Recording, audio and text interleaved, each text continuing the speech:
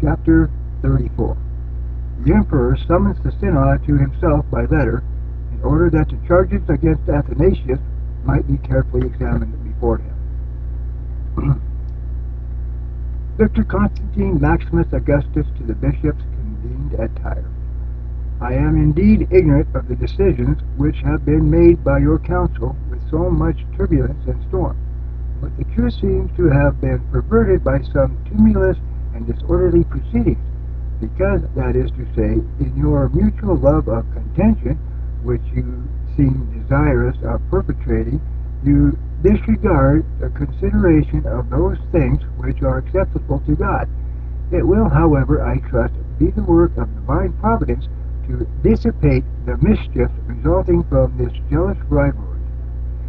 as soon as they shall have been detected, and to make it apparent to us whether ye who have been convened have had regard to truth, and whether your decisions on the subjects which have been submitted to your judgment have been made apart from partiality or prejudice. Wherefore it is indispensable that you should all, without delay, tend upon my piety, that you may yourselves give a strict account of your transactions. For what reason I have deemed it proper to write this, and to summon you before me, you will learn from what follows. As I was making my entry into the city which bears our name, in this our most flourishing home, Constantinople, and it happened that I was riding on horseback at the time, suddenly the bishop Athanasius, with certain ecclesiastics whom he had around him, presented himself so unexpectedly in our path as to produce an occasion of consternation. For the omniscient God is my witness that at first sight I did not recognize him until some of my attendants, in answer to my inquiry, informed me, as was very natural, both who he was and what injustice he had suffered. At that time I neither conversed nor held any communication with him, but as he repeatedly entreated an audience, and I had not only refused it, but almost ordered that he should be removed from my presence, he said with greater boldness that he petitioned for nothing more than that you might be summoned hither, in order that in our presence he, driven by necessity to such a course, might have a fair opportunity afforded him of complying of his wrongs.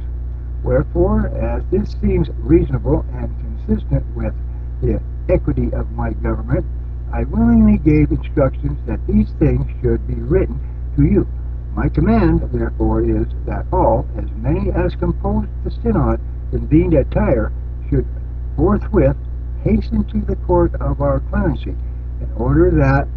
from the facts themselves you may clear the purity and integrity of your decision in my presence, whom you cannot but owe to be a true servant of God. It is in consequence of the acts of my religious service towards God that peace is everywhere reigning, and that the name of God is sincerely held in reverence even among the barbarians themselves, who until now were ignorant of the truth. Now it is evident that he who knows not the truth does not have a true knowledge of God also. Yet, as I before said, even the barbarians on my account, whom I am a genuine servant of God, have acknowledged and learned to worship him, whom they have perceived in very deed protecting and caring for me everywhere,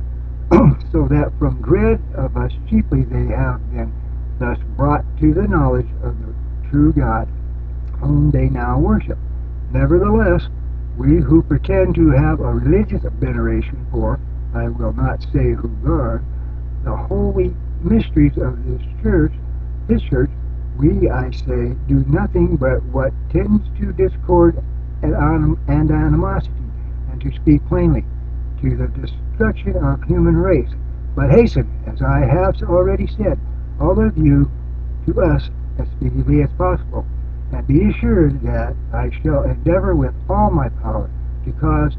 that what is contained in the divine law may be preserved inviolate, on which neither stigma nor reproach shall be able to fasten itself. And this will come to pass when its